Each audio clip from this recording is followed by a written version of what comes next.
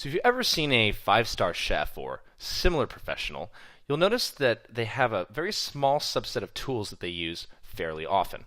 For us in Java, that would be operators. They're the symbols that actually perform operations behind the scenes. You may be familiar with some of these operators already.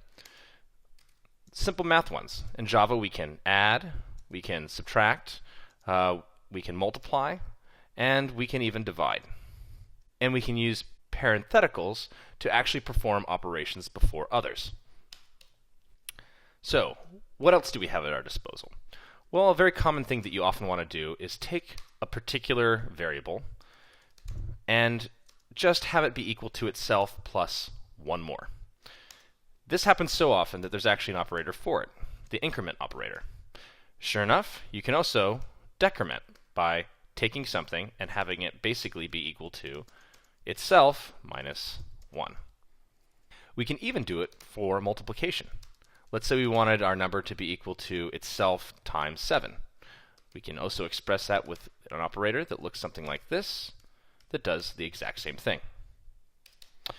Let's say we wanted to write this number to the log. Let's say we wanted to write myInt, and just so we don't have to remember what's going on up here, let's just set it equal to 20.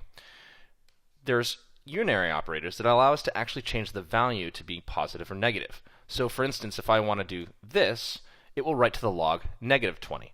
Similarly, if I were to do this, a plus sign here is going to write positive 20 to the log. Those are the operators that allow us to change data. But another thing that we have to do really often is compare data. And for that we have comparison operators. So you're already familiar with this situation. In this particular if statement, I'm asking, is 4 equal to the value of 4? Remember, it's two things to compare, not one. This is an assignment operator. This is a comparison operator. So what else can we do in terms of conditionals? Well, we can do all the simple ones, like we can say, is 5 greater than 4? We can even say, is 5 less than 4? We can say, is 5 less than or equal, greater than or equal? We have all the different comparisons for just greater than, less than, and are these things equal? But on top of that, sometimes we really just want to know the opposite of is 5 equal to 4? In this case, we have the not symbol. Notice again that the not symbol is before the equal sign, and it just means is 5 not 4 in this particular case. We can also express this in terms of using the not operator right before the variable that we want to use. So let's say we have a Boolean, and let's say it's a Boolean for is this true, or actually let's call it in this case is true. We'll set it to true.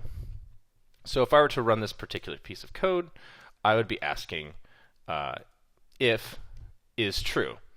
So this would be asking if is true is equal to true. I could also ask is not true, and that would be asking to make sure that is true is actually set to false. When we're doing conditionals, sometimes we have these situations where we want to say, well, is 5 greater than 4? But I also want to check to see if another condition is also true or false. For that, we have two operators. We have the AND operator. So this would be 3 smaller than, 5. In this case, you're going to have a comparison where it's going to say, okay, is this condition true? And is this condition true? If both of these conditions happen to be true, then the entire thing evaluates to true. So I'm basically asking, if this and this are true, then give me a true statement. There's also a friend of the AND operator, which is the OR operator.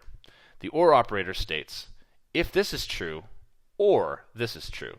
So in this case, if we were to say, is 5 equal to 4, or is 3 less than 5, this would actually run code, because 3 is less than 5. So at least one of those things is true. Lastly, we can actually combine these operators in a large set. So we can say, if 5 is equal to 4, or 3 is less than 5, or 1 is equal to 1, or 2 is less than or 0, and 4 is equal to 4, this would evaluate and say, okay, out of all of these guys that we have here, one of them is true. So that means that I have an OR operation and it works, and 4 is equal to 4. And it would just compartmentalize all of that and say, yes, that is a true statement. Go ahead and run the code in the if block. These are not all the operators. There's a couple more that I left out, and we'll be going over those later in the series, so that we can show you a context to really understand how they work.